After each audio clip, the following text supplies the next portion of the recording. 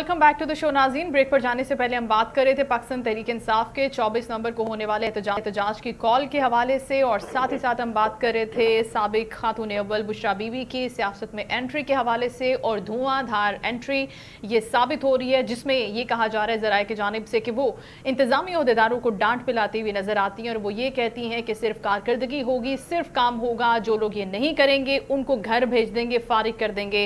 अहकामात कहाँ से आ रहे हैं? पाकिस्तान तहरीक इंसाफ वाले ये फरमाते हैं कि ये जेल से ही अहकामात आ रहे हैं, जो वहाँ से अहकामात आ रहे हैं उनको आगे कन्वे किया जा रहा है और उसी के ऊपर अमल किया जा रहा है। इसी सूरत हाल पर बात करने के लिए अभी प्रोग्राम में ज्वाइन कर रहे हैं सीनियर तज्जियाकार हैं तारिक अजीज साहब, उनको वेलकम करते हैं। अस्सलाम वालेकुम सर।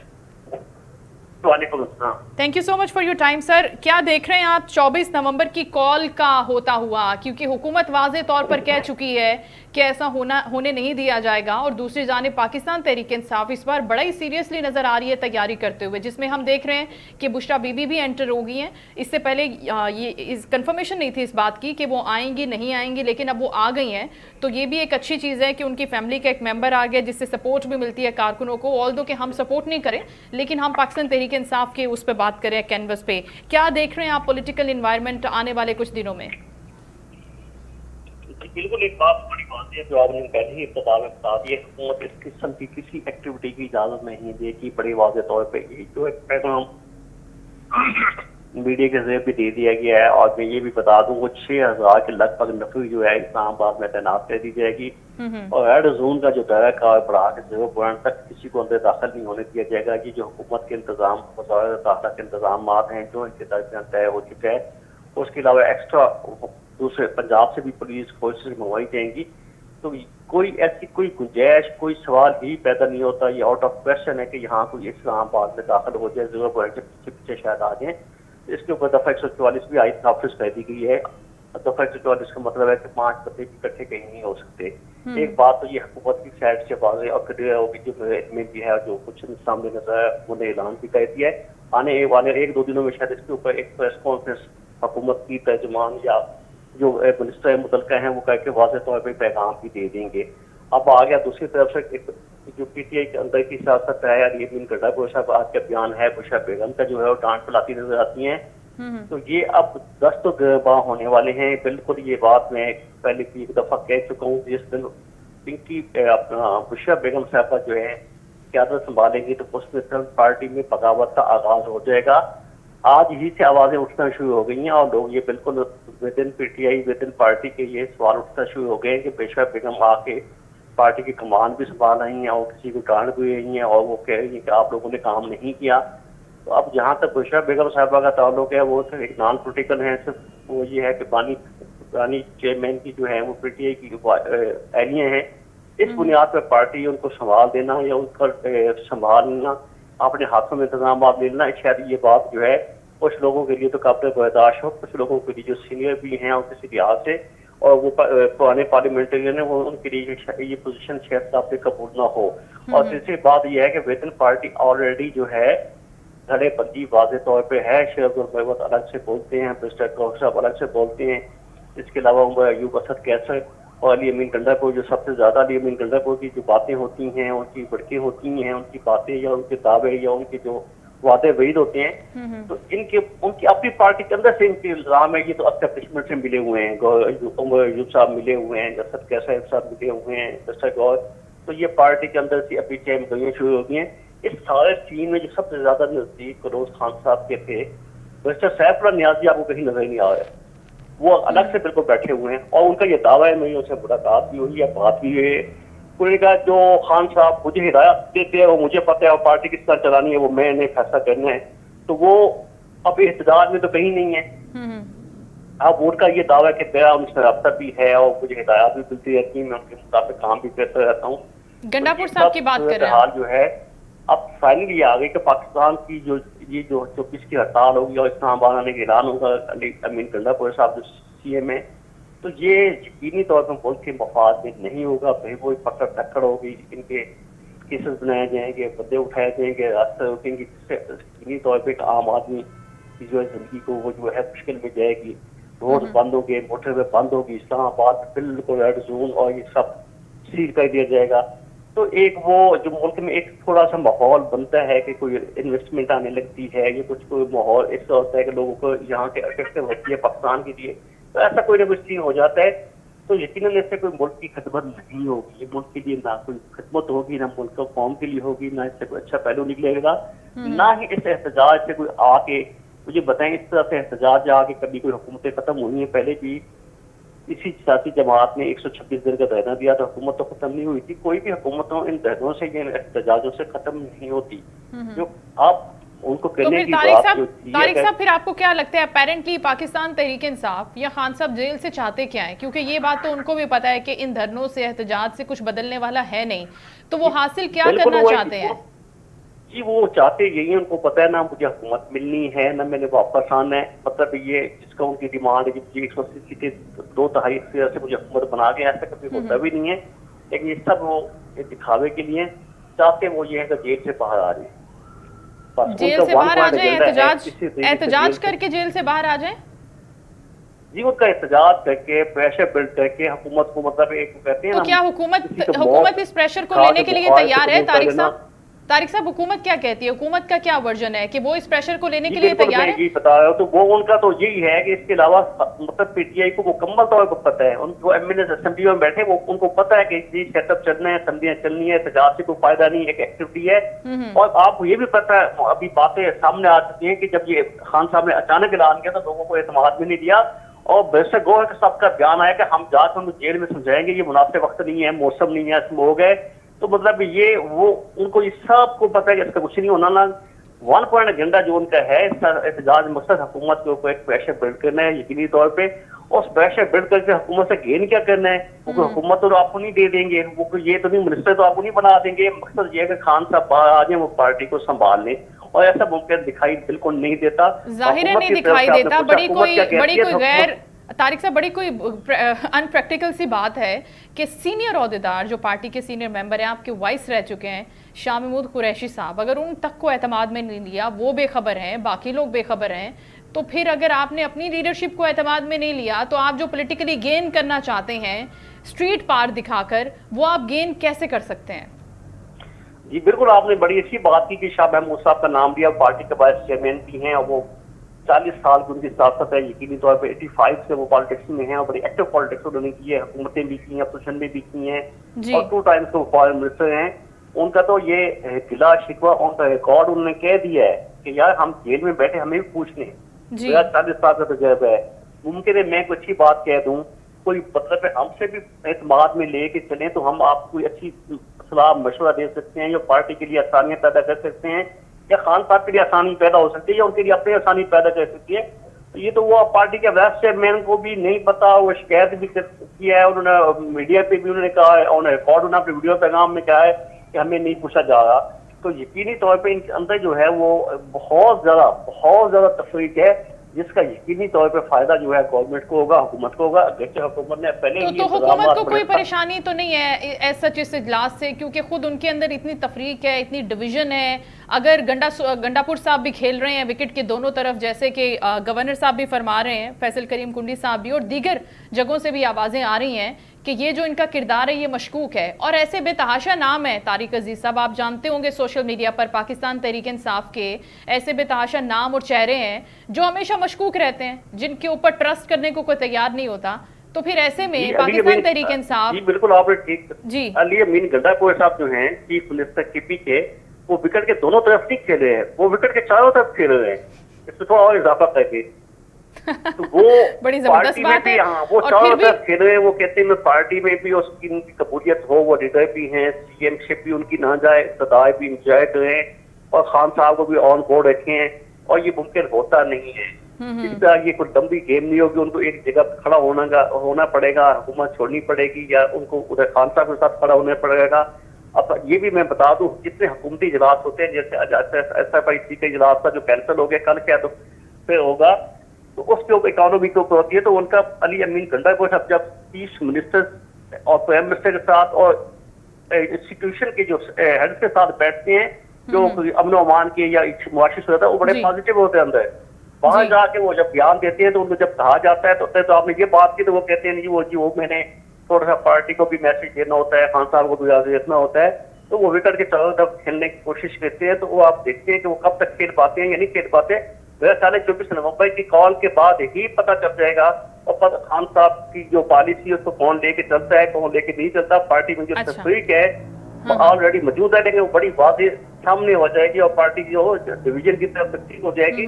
और ऑलरेडी ये देखें 9 MNA तो जो इनके हैं उन्होंने तो हुकूमत को वोट देने का मतलब वादा कर दिया था। कच्चे उसमें 5 लोगों ने वोट दिया, 4 वोट लोगों ने वोट नहीं दिया, लेकिन वो ऑन बोर्ड थे, बैठे हुए थे, तो उनकी जरूरत पड़ती।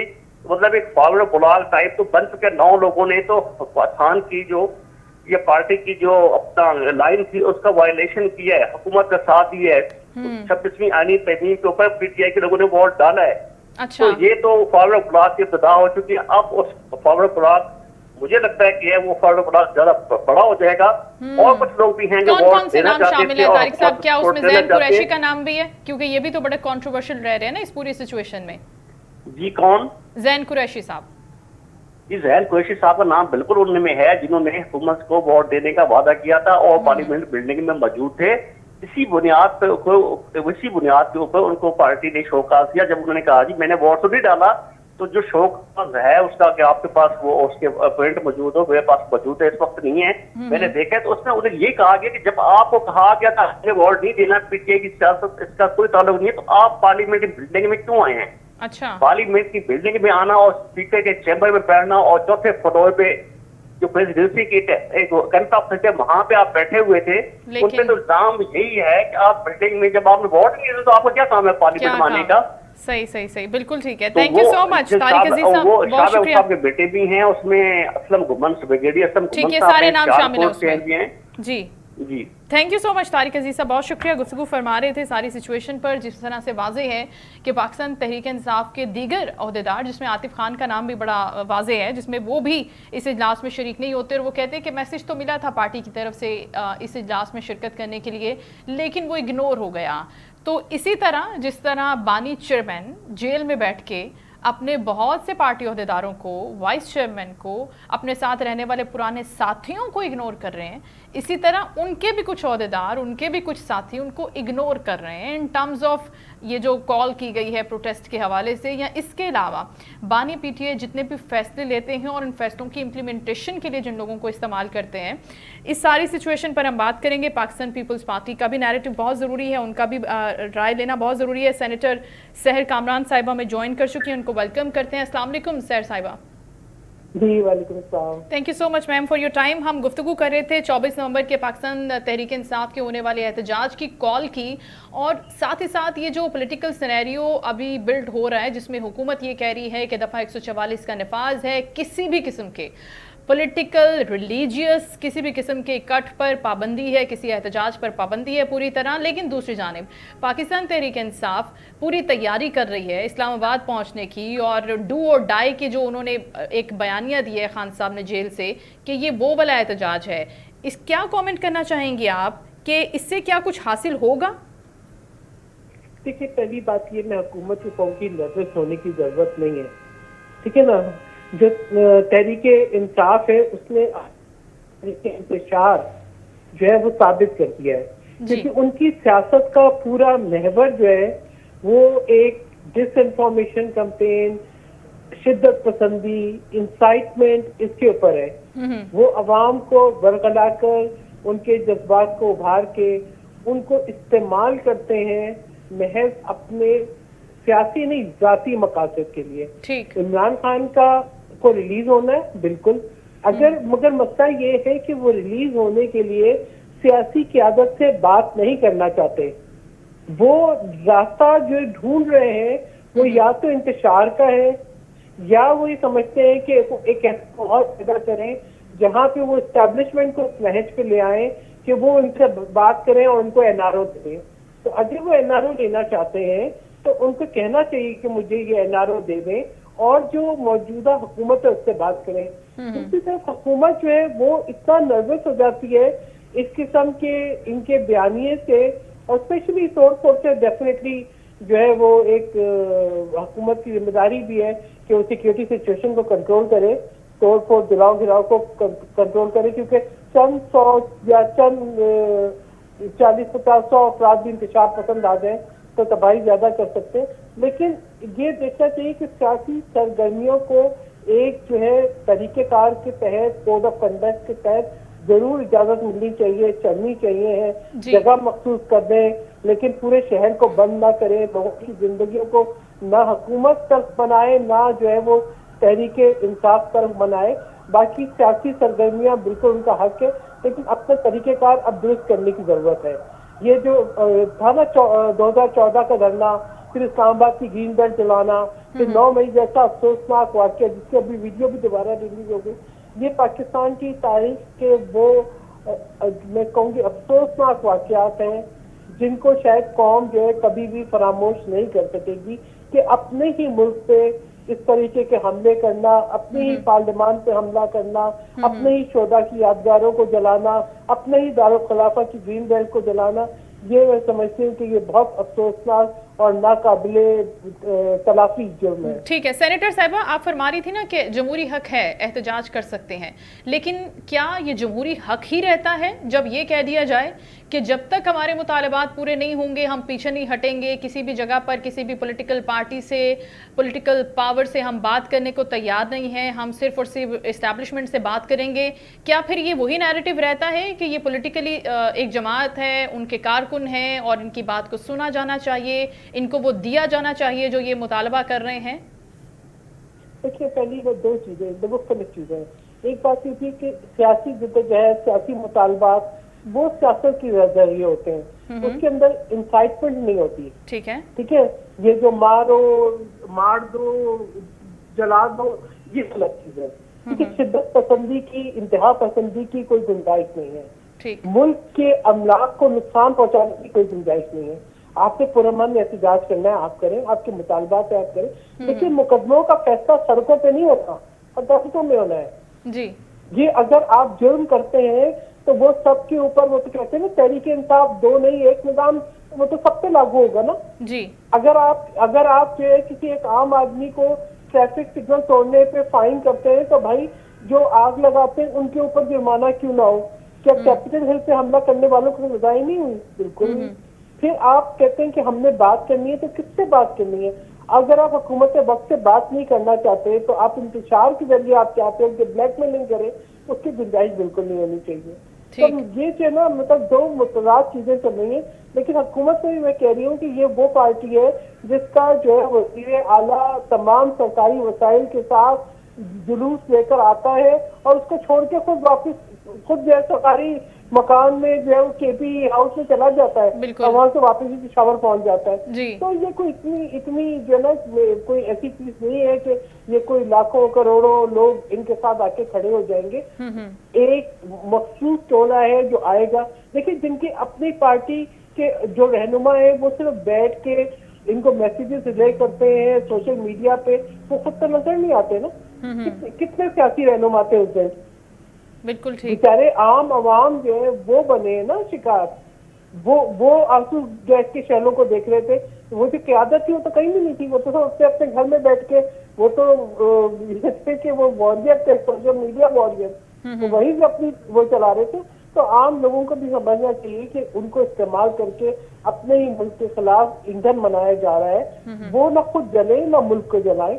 बिल्कुल एहतजाज करें, एक पुरअमन तरीके से एहतजाज करें, मुतालबात है, लेकिन यहाँ पे मुतालबात क्या है? आप ये कहना चाहते हैं कि कोई आपके मुल्की अमलाक को जला दे, उसको आप सजा न दें, ठीक है? आप ये कहते हैं कि कोई जो है शोधा की यादगारों को मिसमार कर दे, आप उसको सजा न दें। कोई रेडियो पाकिस्तान पे हमले कर दे, उसको सजा न दें। कोई पार्लियामान पे हमले कर दे, उसको सजा न दें। तो ये तो नहीं हो सकता ना। अगर कोई जुर्म करेगा, कानून तोड़ेगा तो सजा तो होगी। बिल्कुल ठीक। बिल्कुल ये नहीं हो सकता कि इससे सजा ना हो। जो भी कानून को अपने हाथ में लेगा, जो भी मुल्क के अंदर इंतशार फैलाएगा, जो भी बदअमनी फैलाएगा, क्योंकि देखिए पाकिस्तान जरा दो कदम आगे चलने लगता है, थोड़ा सा हम अब देखते हैं कि भी कोई मुल्क के अंदर स्टेबिलिटी आने लगती है तो एक नई इंतशार की महम। और ये इनकी जरूरत सिर्फ इसलिए है कि इन्हें खबरों में रहने के लिए, अवाम को बरगलाने के लिए कोई डिसइंफॉर्मेशन, कोई इस तरह की चीज चाहिए। आप मुझे बताएं कि ऐसा कौन सा एहतजाज है जो इनका नाकाम हुआ और कामयाब हुआ, जिसके अंदर इन्होंने ये एलिमेंट ना डाला हो कि बस यही आखिरी कॉल है। ये कितनी ऐसी आखिरी कॉलें आ चुकी हैं बिल्कुल ऐसी है, और किसी भी कॉल से कुछ हासिल होता नहीं है। Thank you so much. Senator सहर कामरान साहिबा हमारे साथ थी, गुफ्तगू फरमा रही थी, और उनका भी यही कहना था कि अगर यह एहतजाज पुरअमन होता है, जमहूरी कुव्वतें बैठती हैं, कारकुन एहतजाज करते हैं अपने राइट के लिए, तो उनको बिल्कुल हक हासिल है। लेकिन अगर ये एहतजाज, ये पूरे का पूरा जो पॉलिटिकल एक नैरेटिव है, ये 9 मई की तरफ जाता है या इस तरह के अफसोसनाक इंसिडेंट्स की जानिब बढ़ने लगता है, तो फिर इसको कॉल ऑफ करना बहुत ज़रूरी है। और उसके लिए फिर रूल ऑफ लॉ भी है मुल्क में, और जो लोग ऐसी अटैम्प्ट्स करते हैं उनके लिए सज़ाएं भी हैं, और उनको सज़ाएं दी भी जानी चाहिए। किसी को भी ये राइट हासिल नहीं है कि वो पाकिस्तान के रेड जोन, सेंसिटिव एरियाज़, यादगार शहदा या किसी भी जगह को निशाना बनाए, उसको डिमोलिश करने की, उसको नुकसान पहुँचाने की कोशिश करे अंडर एनी अम्ब्रेला। किसी को भी इस बात का हक नहीं दिया जा सकता। अपना बहुत ख्याल रखिएगा। शो का वक्त खत्म हुआ, कल इंशाल्लाह दोबारा मुलाकात होगी। अल्लाह हाफ़िज़।